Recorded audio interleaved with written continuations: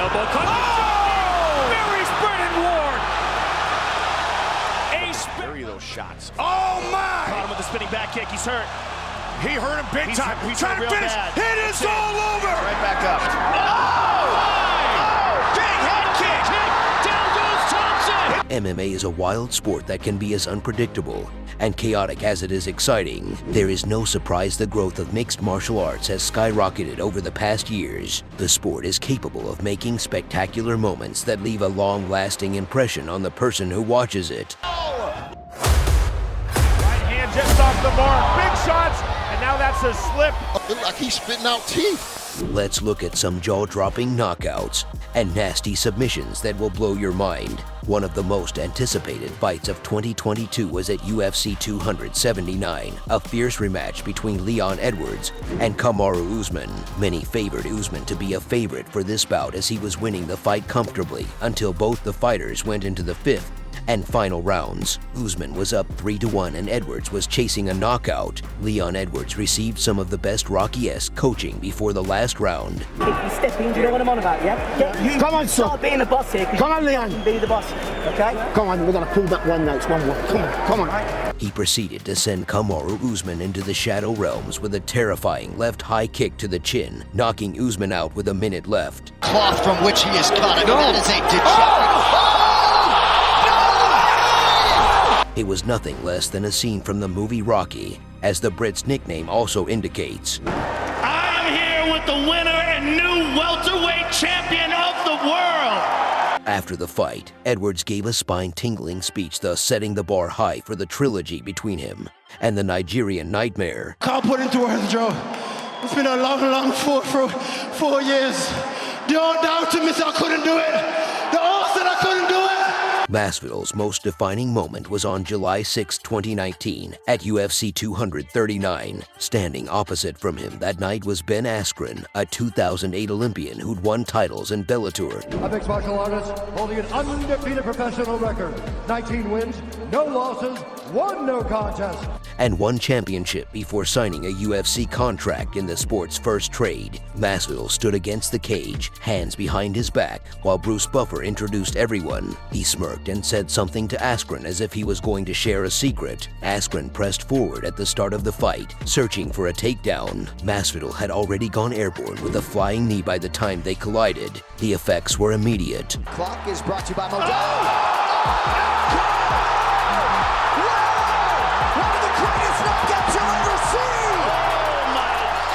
The result was disastrous. Askren collapsed in a heap. Frozen, Masvidal pounced with 2 more punches, super necessary. He later said and let the ref do his job. This was one of the most iconic moments in the history of MMA and turned Masvidal into a superstar. And he has just turned in the fastest knockout in UFC history. Declaring the winner by knockout, Jorge Gamebred Masvidal. It was UFC 251 where Masvidal took the fight with Usman on 6 days' notice. Well done. Well done. Running back. Well done. That's on 6 days. Well done, gents. You're 3-3 in your last 6. You are sitting there today because I chose you. He lost a decision after getting dominated on the ground. Time. Oh, nice entry though. Look at that. Very, very nice. His chance for redemption came at UFC 261, where the crowd returned to the arena after a long wait. Having said that Usman got no power in his hands, Masvidal ate his words that night. In the second round, Usman landed a clean right hand which brutally slept Masvidal, only for him to get up and ask his coach what happened. He's asking right now what happened. He doesn't know what happened. He's questioning his corner right now. He doesn't believe it. The punch was hit with such force that it took all the sweat off Masvidal's hair. And of all the superlatives,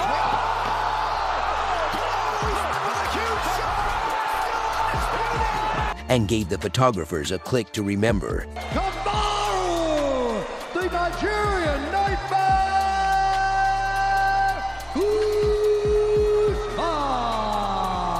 Everybody else, y'all need to put some respect on my name. For the first 3 minutes of Anderson Silva's bout against Vitor Belfort at UFC 126, fans were becoming restless. The fighters pranced around the ring for an extended amount of time, and the crowd began to boo. Dana White, the president of the UFC, was probably squirming in his ringside seat as he watched the first few minutes of the fight. After all, Silva has a history of insulting the sport by interspersing strange acts with his excellent fights. Silva's lackluster performance versus Damian Maia at UFC 112 in Abu Dhabi enraged many. As the brilliant Brazilian circled Belfort for most of the time, it was building up to be another confusing match that would enrage UFC customers. This guy is the best fighter in the world, period. Good left by Anderson Silva. I mean, that's just amazing.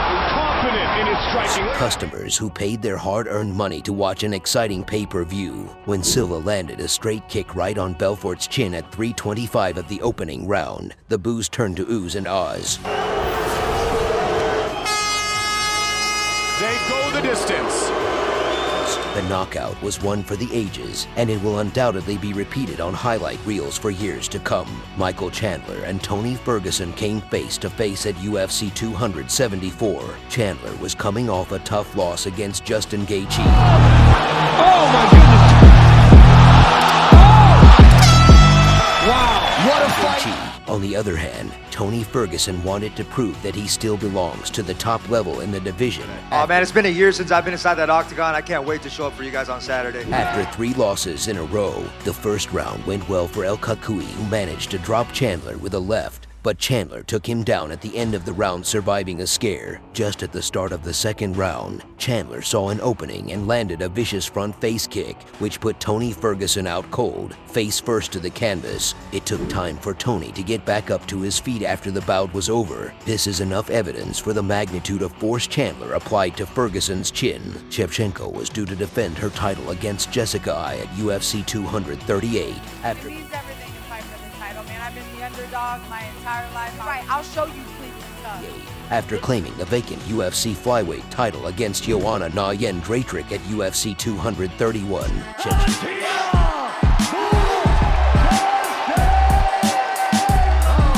Shevchenko landed a superb trip early in round 1 and held the top position for the duration of the round. Ai utilized the fence to climb back up, but she was swiftly dragged back down to the mat. Shevchenko ultimately shifted to side control, then to a mounted crucifix, where she worked for a Kimura but was reversed by Ai just as the bell went off. In round 2, Shevchenko began with a strong kick to the body, then went up top and unleashed a vicious left head kick that put Ai out cold. Shevchenko received a performance bonus for the finish and was also called an absolute assassin by Joe Rogan due to the manner of the knockout. But I mean, she's scary in her competence and her abilities and her focus and her intensity. And she crushed it. One of the most unexpected submissions at UFC Vegas 63 came from striker Tresean Gore, who put his opponent Josh Fremd in a brutal chokehold. Gore finally proved his grappling is serious business after losing the chance to win the Ultimate Fighter and having a rough start inside the octagon. After a tough first round, it appeared that Gore was tired going into the second round, but Mr. Vicious locked in a deep guillotine choke that Fremd couldn't get out of until he passed out. Fremd also tried desperately to grab the fence with his hands and toes, but failed because the pressure wouldn't let up, causing the choke to get even tighter. As soon as the man fell asleep,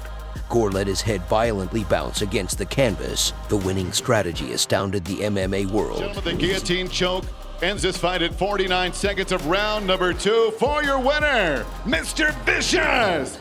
Easy Prochazka's knockout of 2-time world title challenger Dominic Reyes left a lasting impression. Prochazka ended the wild back and forth battle with a spinning back elbow that knocked Reyes out cold for the second round finish. The fight was an exciting one as both the fighters wanted to take each other's heads off in the first round. Whenever Prochazka poured on Reyes, he would see himself eating some counter shots. However, in the second round, Reyes landed a clean left which forced Prochazka to shoot for a takedown and left the check in a difficult guillotine choke. On escaping the choke, Prochazka landed some ground and pound as Reyes somehow got up to his feet. With Reyes' back pinned to the cage, Prochazka threw an elbow that missed before uncorking the spinning back elbow that dropped Reyes to the canvas.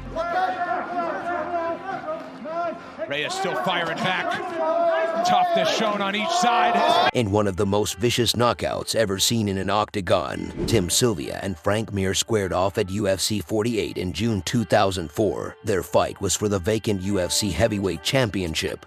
This fight is 5 rounds for the UFC heavyweight championship. Mir defeated Sylvia in the first round and took home the belt. Mir was able to overcome Sylvia's challenge within the first minute of their fight, winning by submission with an armbar. However, Sylvia's injury became the focal point of the fight. The heavyweight broke his arm while in the painful hold. I was holding on because I locked up the armbar and he actually slipped his elbow out. Except for referee Herb Dean. I've seen Herb Dean make some of the most critical calls in the sport. No one in the arena noticed the injury until the fight-ending sequence was shown on the big screen. He's got it back! It's all in wait. Herb Dean is jumping in. The fight is over. Masvidal was caught in a truly unique choke by Imada at Bellator 5 in 2009, and his submission remains one of the greatest stoppages inside a cage. Masvidal repeatedly tagged Imada in their lightweight main event. In the first and second rounds, he was lighting him up before Imada completely changed the course of the fight with a jaw-dropping moment. In the third round, Imada applied a triangle choke while straddling Masvidal's back. You see Imada locking in on Masvidal's neck there with his leg. Then locked in the submission to choke out his opponent in stunning fashion. Naturally, he won Submission of the Year at the World MMA Awards. Yeah, Imada's backwards on an upside-down triangle. Oh, Masvidal's unconscious! Earning him a rematch with then Bellator champion Eddie Alvarez. Funny enough, he lost that fight and dropped off the radar. Demetrius Johnson faced Ray Borg for the flyweight championship at UFC 216 in 2017. Johnson had already made 10 title defenses and was the overwhelming favorite to win. Johnson dominated the entire fight, making it somewhat predictable. The skill gap was obvious to all, both in the stand-up and on the ground. As the fifth round approached, it was clear that Johnson would easily win by unanimous decision. The Mighty Mouse, on the other hand, had other plans to give the crowd a show. Borg attempted to get back to his feet as he and Johnson scuffled on the ground. He was successful, but it wasn't a comfortable situation for him. And then I hit that suplex to armbar so many times in the gym, and I knew I was going to get it. Johnson had the upper hand and suplexed Borg to the ground, but Johnson managed to lock in a flying armbar before his opponent even hit the ground. At the beginning, he kind of elbows me in the back of the face, and he appeared to have it in a tight grip, and Borg was scrambling helplessly to get out. Borg had no choice but to tap. Once he elbowed me, he basically gave me his weight, and once he did that, I was like, perfect, thank you.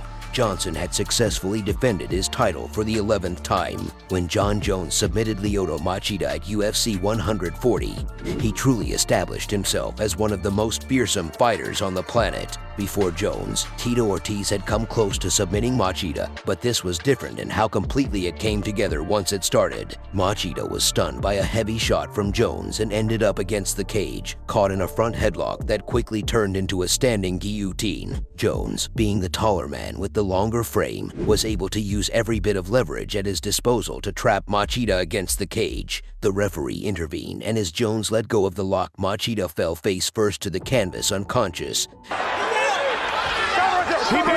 Jon Jones remains the UFC! And Jones walked away as if nothing had happened. Matt Hughes knocked down and put to sleep. BJJ black belt Ricardo Almeida at UFC 117, shocking the entire world. Ricardo Almeida is a very different fighter than Renzo Gracie. Hughes employed a freestyle wrestling move popularized by Dave Schultz, an Olympic and world champion from the United States. The Dave Schultz front headlock is a wrestling maneuver that can be used to control the opponent, or, if applied forcefully, can result in a fatal choke. There's no doubt. So now all I can do is I got to pinch in, and I'm actually going to circle counterclockwise to here. It begins with hand control akin to an anaconda choke. If I would have sprawled, if I would have came here and sprawled, I just don't have any power now. See, my hips are lower than my shoulders. And progresses to a reverse head and arm choke. Almeida, who was still wobbly after the knockout, had never seen the move before because it is not commonly used in BJJ. All this led to a rare. I think it's a very intriguing matchup. We're going to find a lot about the motivation of Matt Hughes. We're going to find a lot about the skill set of Ricardo Almeida. An impressive submission win for Matt Hughes. Snapped it in half. That's a statement we've all heard before, and Frank Mir proved it when he applied a Kimura to Antonio Rodrigo Nogueira's arm. Incredible Kimura. He popped Nogueira's shoulder out, stepped over his head. He immediately moved it up and broke Big Nog's arm so badly that he needed surgery after the fight. Blocked his positioning, and they just took it and cranked all the way back in. It's Nogueira's fault he didn't tap, but he's also a black belt in Brazilian Jiu-Jitsu. Is that the most satisfying victory of your career? And didn't want to admit he was being submitted. It resulted in a nasty break and one of the best UFC submissions ever. Yeah, now I'm the first person to knock him out and the first person and only person to submit him. And our main event is in the strawweight division. Jessica Andrade faced Amanda Lemos in a crunch matchup in the UFC strawweight division. Former champion Jessica Andrade takes on Amanda Lemos. She made history when she submitted a top contender in the main event of a UFC fight night in Las Vegas with the first standing arm triangle choke submission win in UFC history. I'm here with Jessica Andrade. First standing arm triangle in UFC history. How does that feel? Andrade made quick work of Lemos in a fight that was starting to heat up. Andrade was able to grab Lemos' neck and left arm in a quick scramble and trap her in the arm triangle position. Andrade maintained a tight and constant squeeze from there. Lemos tried to stay calm and fight her way out of it, but it was too deep and she eventually had to tap out. Once I locked in, I said, okay, just gotta keep at it and I'm gonna catch it. These battles display the athleticism, ability, and heart of these fighters, from Leon Edwards' amazing knockout to Anderson Silva's devastating front kick to the face. Your winner, Jessica! However, the fun does not have to stop here as the sport grows and evolves. And if you're a good champion and your fight sells, you're going to do pay-per-views and you're a partner in the pay-per-view. There will undoubtedly be many more exciting moments ahead. Big right hand is good night on Reign, and it's under 60 seconds. Who do you think will be added to this list in the future?